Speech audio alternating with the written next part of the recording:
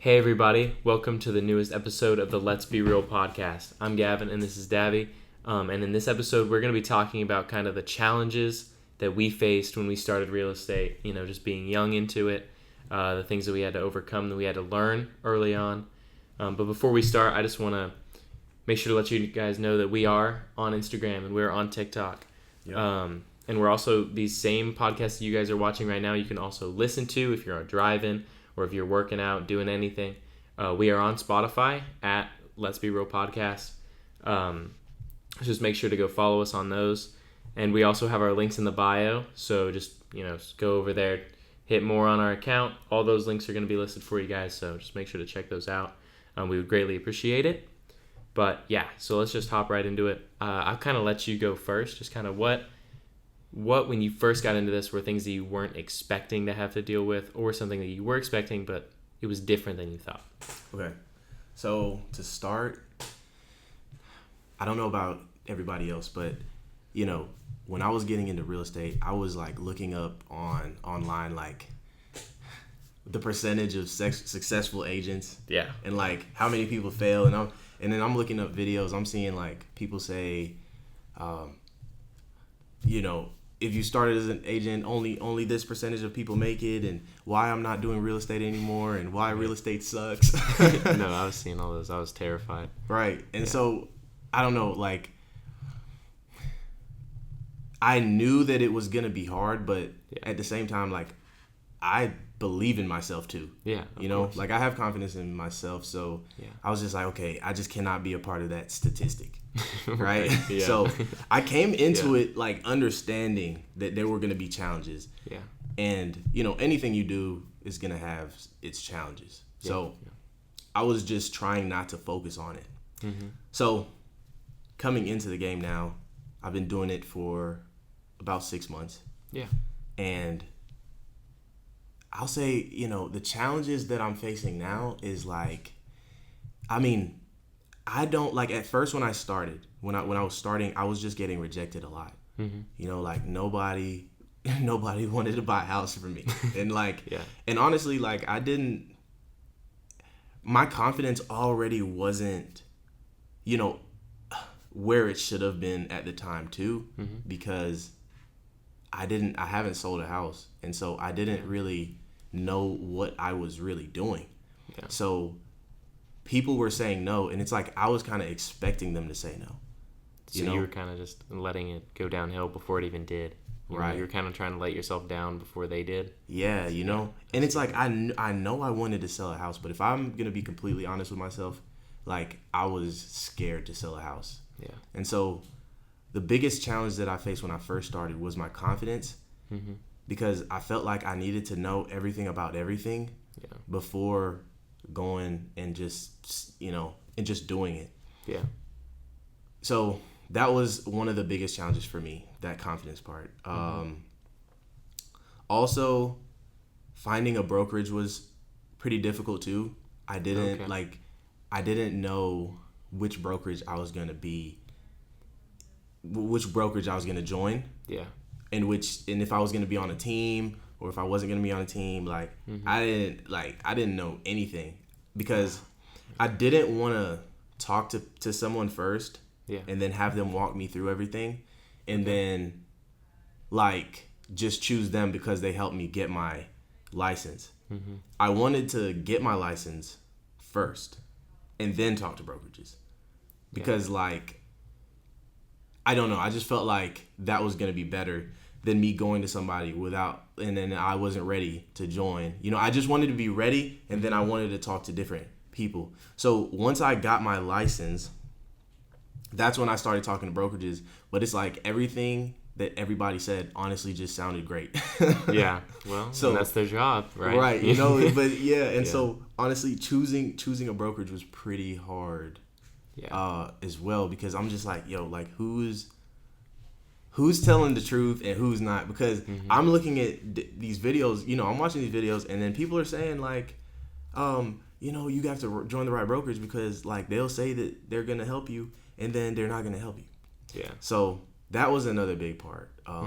Now I ended up joining Epic Realty, and I'm on the team Great Homes of South Carolina. Yeah. So if you guys, if y'all want to buy a house, definitely right reach over. out. Reach out to us. Uh-huh. And I'm glad that I'm with the team that I am with as well. Mm-hmm. But yeah, that was also a challenge. And then I don't know. I feel like I'm talking. You go ahead. What were some challenges you faced? Well, I just want to say like mine and yours were like really different. I would say on how we kind of, especially once we got into our brokerage. It was kind of, I liked hearing your side of that because I hadn't really thought of that, of how other people do it.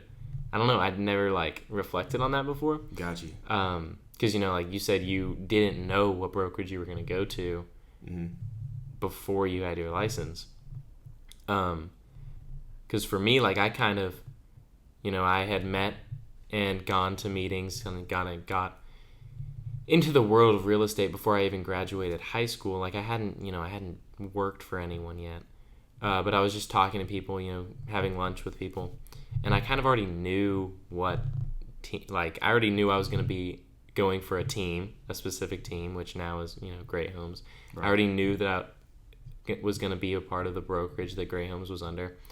Before I even graduated high school, I knew that once I graduated, that's who I was going to go for, So I didn't really have that question in my head, which is interesting to hear your side of that, to where, you were like, that probably was kind of stressful for you, to have to think of what you're going to do there. Yeah. Because I had never even, it was really funny when I was taking my classes for my Unit 2 course, when I finished it, a man from a brokerage came in and talked to all of us, and he was trying to like kind of invite us to go to his, and he gave out a card with his number and everything, and I didn't take one, because I was like, oh, I already know what I'm gonna do, right?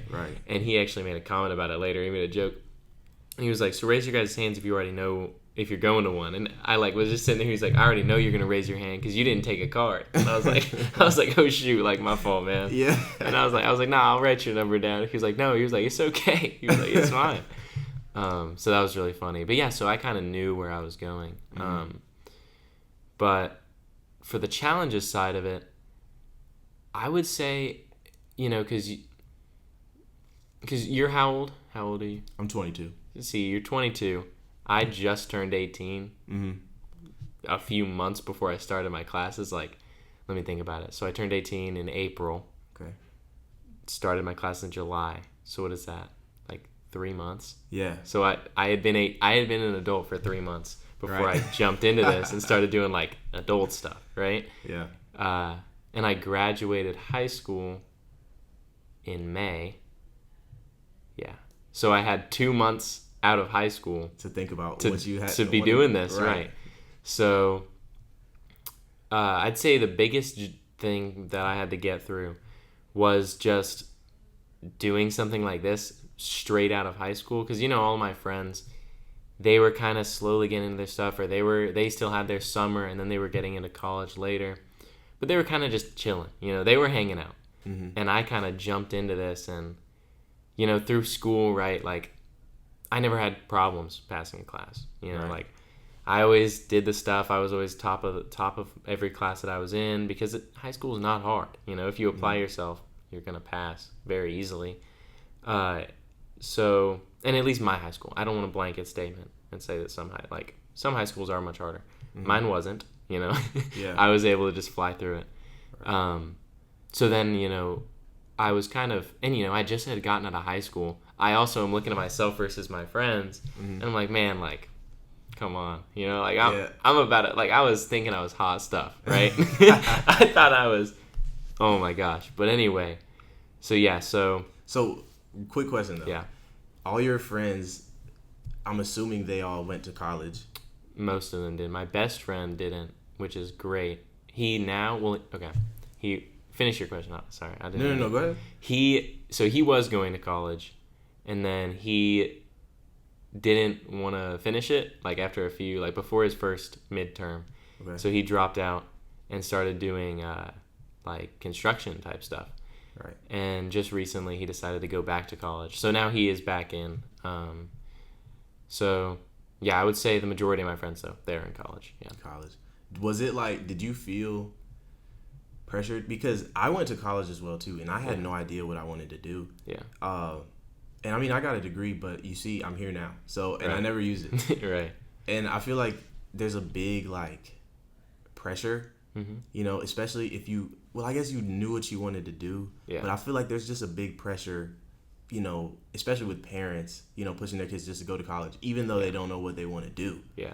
So I don't know. So it's just like, I'm glad that you knew that this was what you wanted to do before, like, just going into college and just wasting your money. Right. Well, and that's the thing is college, ever since I was a kid, I never wanted to go to college. Like, there was, like, I wanted to be a therapist for a little bit, but then I was like, I could actually see you being a therapist, but you could? Go ahead. Yeah. Hey, maybe down the line, right? No, but yeah, so, like, I wanted to do that, but then I saw, like, 8 years of school. I was like, no, I'll pass on that, right? Yeah, no, seriously. But, like, you know, I still kind of want to at some point, but I just didn't want to do that fresh out of high school. So most of my life, I never really wanted to do anything with college. Like, I wanted to play football in college. But, like, there was nothing. I was like, I just do some, like, I just throw a degree on the table to play football. Yeah, so college was never really anything that I entertained.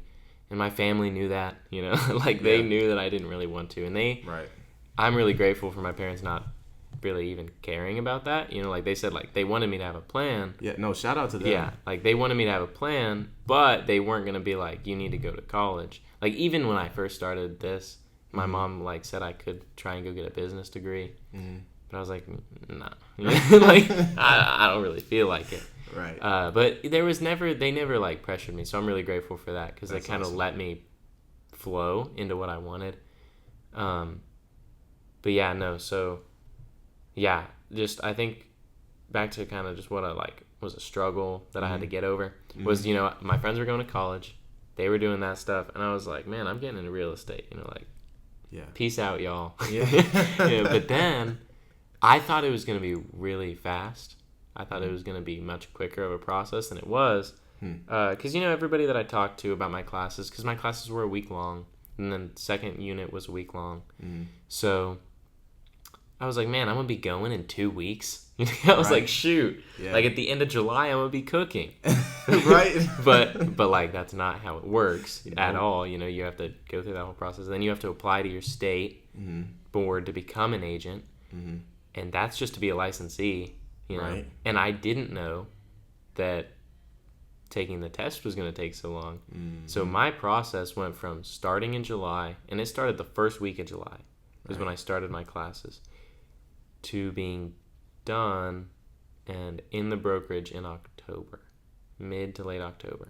So that's 3 months. Right. Which, you know, and for any other job, that's insanely fast to be started. I understand that. But, you know, like, for real estate, I thought I was going to be faster than that. Yeah. And after starting, I thought that I was like, bro, I'm just going to sell these houses like hotcakes, you know? I was like, this is going to be the easiest thing I've ever done. But it's slower than that, you know? Right. So that was something that was kind of just humbling myself with that, to where, like, I was like, no, like, this actually is, you know, it's an adult job. I'm an adult now. Because I thought of it as a high schooler. I thought of it as a kid when I first started, where I didn't think I had to take it very seriously. I would take it as seriously as high school, right? Right, yeah. But then I was like, shoot, like, yeah, my friends, they're going to college, so they have some more buffer room to kind of just hang out. Yeah. But I don't. You know, like, starting this means I'm doing the same thing every day as full-grown adults that are 30 years older than I am. You know, I love, you know, high school. It kind of, I love that you brought that up. Yeah. Because, you know, in high school, they teach you how to, like, don't get me wrong, there are great teachers out there, and I know, you know, school is great. I'm not saying school is bad, but, you know, we just kind of get into a rhythm to just do what we need to do to pass. Right. But, you know, in any business, if you want to succeed in the business, you have to do everything it takes to be on top of your game, and to not just pass, but succeed. Because, like, the goal in business isn't to just make ends meet. Right. Like, the goal in business is to excel and, like, get like to win, you know, like, and to make as much as you can, right, and to help as many people as you can. Yeah, and most importantly, that I was just about to say that part of and I don't mean to interrupt. No, you're good. But like one of my favorite things about the freedom that real estate brings, which, you know, our team, we're full-time agents. You know, like we're not really a group of agents that takes 5 days off. Right. You know, we're working. You know, it's full-time. Mm-hmm. But we still get freedom. We get a lot more freedom than anybody else does. Right. Or not anybody, but most jobs, we have a lot more freedom than them. And I just love that. I don't know what that was with the light there. But for the audio listeners, the light flickered. The light flickers all the time. The light flickered. Wow. All right, so little mess up there with the light flickering. Fixed it. We're all good. Soon we'll get a better ring light for you. Right, of course. But anyway, so like I was saying with it, you know, we have freedom that other jobs don't. We have the freedom to help people. You know, like I love donating, but I like being out and doing things more. You know, I like going and helping. Like up in Oregon, I used to help at the Ronald McDonald House a lot. I love doing that. And you know, like you can have time on the weekends for a normal job to do that stuff, but people need stuff all the time, right? Right. And I like to be able to just help when I can. And, you know, like if I don't have an appointment for a few hours, I like, you know, I like just helping out and doing stuff. And you can help so many people, even through their buying a house journey, but in real life as well, outside of real estate. So I love that as well. There's so many like benefits to real estate, and like don't get me wrong, there are challenges, but the benefits definitely outweigh all the challenges. I agree. And most of the challenges are just like starting out. So, you know, I've been in it for about 6 months. You've been in it for about 3 months. Yeah. And so, you know, we're still overcoming some of these challenges. Right. So like we're not necessarily like your stamped agents yet. No. So, you know, but as we're working through it, like I can just see things getting easier and easier, and I'm just getting more comfortable in the situations. And it may be that I'm getting more used to being uncomfortable. Right. I don't know. Could be. No, but like I don't know, but I love it because I do see myself growing as a person. I like how like it, you know, in any business is gonna force you to, you know, stand on what you're saying, stand on what you're, you know, just it's gonna force you to be, what's the word? Hold yourself accountable for everything that you're doing and what you're saying. And as I'm helping my clients and they're going through their different challenges, it's like their problems become mine. Yeah. You know, and like just going through and helping them solve these problems, and, you know, and then helping them buy a home, like for their family, and like, dude, I don't know, dude. It's just like, it's heartwarming, and it just makes me feel like I really accomplished something. And so, like, I mean, don't get me wrong, like, I'm happy that I'm getting paid to do it too. But like, I don't know, it's just like, it's way better getting paid and knowing that you helped somebody than just getting paid. Yeah. You know? Like, I don't know. And I feel like any other job where you're having to like punch a clock, like, I feel like you're just getting paid. Yeah. I don't know. Yeah. No, and I agree. Because like, I don't know, one of my last jobs I worked at a grocery store and I was a cashier. Right.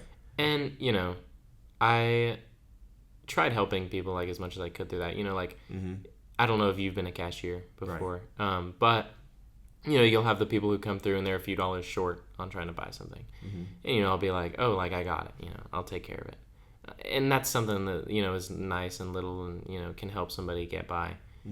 But I, number one, wasn't making the money as a cashier to make a difference in what I wanted to. And I didn't have the time to. Because if I'm going there and I'm working, most of my shifts would be 3 p.m. till close, so that'd be 10:30ish, because I would have to close and get everything locked up. My whole afternoon's gone, you know, and that would be almost every single day of the week. And I'm at school for the first half of the day. I was in school when I was at that job. So I didn't have the freedom, I didn't have the flexibility or the money and resources to do the things that I wanted to.